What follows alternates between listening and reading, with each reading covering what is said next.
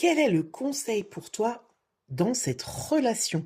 Peu importe quelle relation c'est, peu importe si la relation est tendue ou pas, mais qu'est-ce qu'on te conseille, pour toi, pour cette relation? Je t'invite à choisir la carte numéro 1 ou la carte numéro 2 et je t'invite également à liker, commenter, partager cette vidéo et surtout à t'abonner à la chaîne, peu importe sur quel réseau tu me regardes. Et si tu es sur YouTube, n'oublie pas de t'abonner car mon objectif est de 1000 followers avant Noël. Alors, on y va, on commence avec le choix numéro 1. Quel conseil pour cette relation?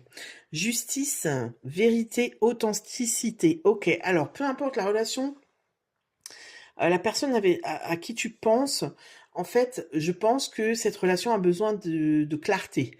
On a besoin de se dire les choses comme elles sont.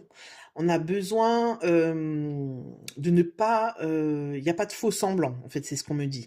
Peut-être que si tu arrondis les angles, peut-être que si tu ne dis pas les choses qui te dérangent, tu as peur de blesser l'autre, tu as peur que l'autre se braque, tu as peur que la relation se tende, qu'il y ait de la tension, ben on te dit non, justement, ne te, ne te, comment dire, ne te bâillonne pas. Alors c'est pas le terme exact, mais voilà, ça veut pas dire non plus de dire les choses de manière crue, sans filtre, sans bienveillance.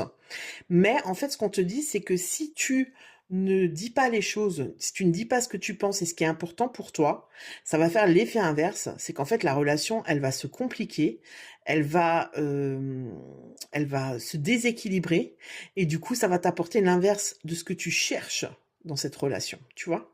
Donc, on te conseille de dire les choses de manière juste, juste pour toi. Que l'autre soit prêt à l'accueillir ou pas, ça, c'est pas ton problème, en fait.